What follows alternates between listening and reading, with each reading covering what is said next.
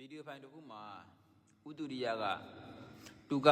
ထိုင်နေတဲ့ရဟန္တာပြောင်းလုပ်ပေးနိုင်တယ်လို့ပြောတယ်။ဒါကအလွန်အန္တရာယ်များတဲ့စကားပါတင်နော်။ဒါကအလွန်ကိုအန္တရာယ်များတဲ့စကားပါ။ဘာကြောင့်လဲဆိုလို့ရှိရင်ရဟန္တာပြောင်းလုပ်ပေးနိုင်တယ်ဆိုတာကကြဖျားပဲတက်နိုင်တာ။နော်ကျန်တဲ့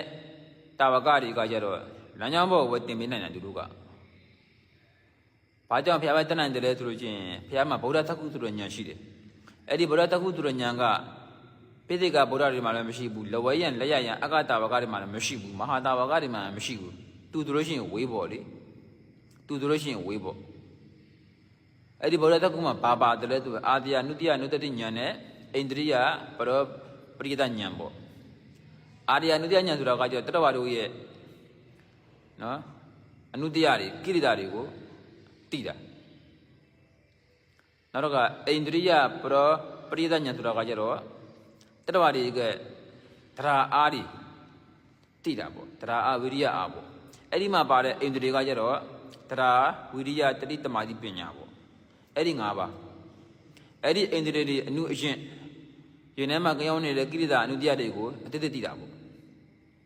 အဲ့ဒီခုနပြောခဲ့တဲ့အိန္ဒြေ၅ပါးမှာတရားဝိရိယတတိတမာတိပညာပေါ့အဲ့ဒီမှာတရားနဲ့ပညာနဲ့ကညီရတယ်နော်ပြီးရင်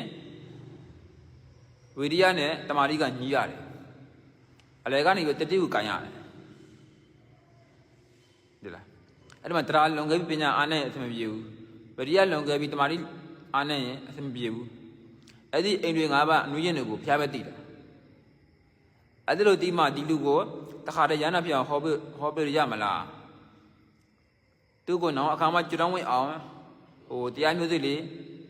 ကျက်ဖြန့်ပေးရမလားတည်တာပေါ့ဦးတင်တို့ခုရန်နေတရားဟောတဲ့သူတော်ကကြောလူအုပ်တွေကိုကဲနေထုသလိုပဲမှန်ရင်တဲ့ပုဂ္ဂိုလ်မှန်အဲ့ဒါကဘာကိုပြရလဲဆိုဦးတင်တို့တရားဟောတယ်သူကဟိုတရားတော်ပေါက်လို့ပေါက်အဲ့ဒီဘောပဲဘယ်လိုမှဟောလို့မရနော်အခုသူ့ကိုအတ္တမဝါဒပြကျင်ညာတယ်ပေါ့သူကအကလေးရဟနာဆိုလို့ရှိရင်ရဟနာပုဂ္ဂိုလ်တို့မြည်ဒီကသာမတတ်တော်လည်းပဲကိုရတဲ့တရားကိုသာပင်နဲ့ညီအောင်ပြောလို့ရတယ်ဟဲ့လားအရင်တော့ကသုံးလုံးတရားတော်ကြီးလို့ဆိုလို့ရှိရင်သာမတက်ဘူး